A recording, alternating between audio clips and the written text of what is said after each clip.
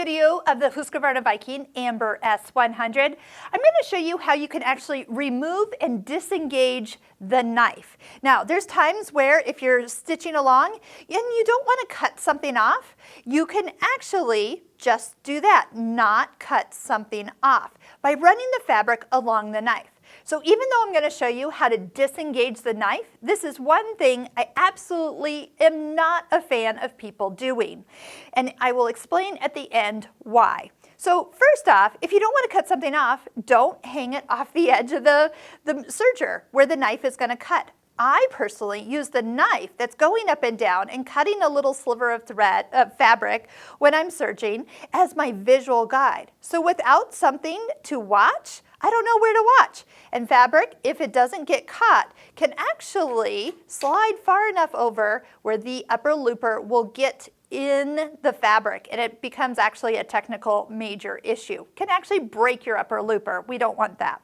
So I always say leave it down. But on occasion, people want to disengage it and have it not actually cut. Now, if that is you, you must keep an eye on that edge of the fabric. Do not let it wander to the right, and you'll be safe. But for me, I don't do this. But here's how you do it on this machine. Open up the side door. Now, as we look all the way inside here, this part is actually the knife that goes up and down. Way on the inside is kind of this knob.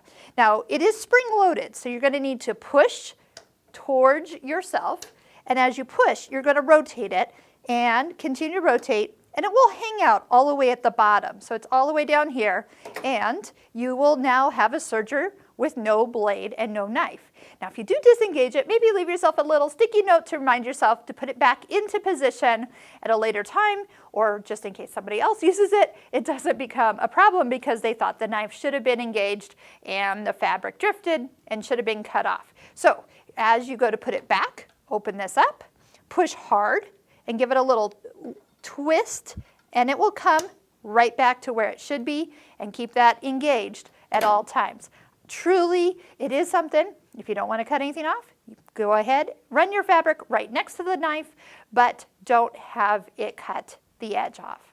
I hope this has been helpful, and I hope I've just saved you a ton of headaches should you accidentally do something you're not supposed to. Leave your knife engaged, and trust me, this will be a lifesaver in the future. I hope you'll check out all the free video tutorials we've done on this serger and many other sewing machines and embroidery machines, and you can find all those links in the description below.